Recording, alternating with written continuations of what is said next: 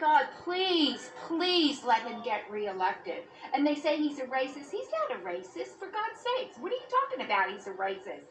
There's a lot of Republicans who have turned their back on their party because of the man who's in the White House right now. Sure. You're not among them. No. Why not? Because he's not a politician, and he tells it like it is, and people don't like that. And that, frankly, is the reason people are voting for him. It's not because he's a good guy or a nice guy.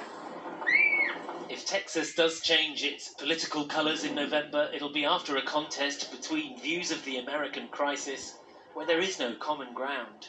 Voters might choose a different future, but it'll be no less divided. Geraint Vincent, News at 10, Houston. Okay, let's return to Robert, who's in Washington, of course. Now, this is going to be quite a battle between Donald Trump and Joe Biden. And as the campaign begins, where does America stand tonight?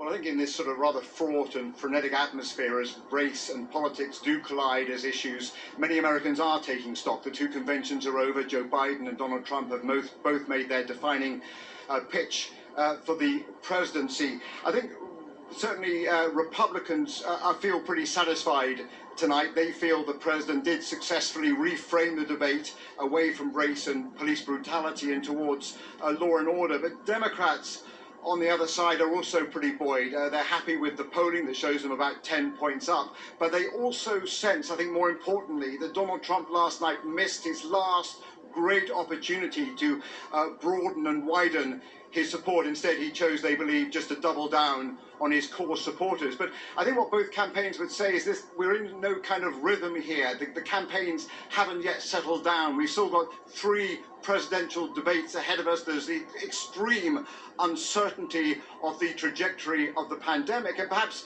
most troubling of all is the question of what, the sort of overarching question of what Donald Trump might do in the last few days of the campaign if he senses he is losing, or indeed in the aftermath of the campaign, whether he would even accept a defeat.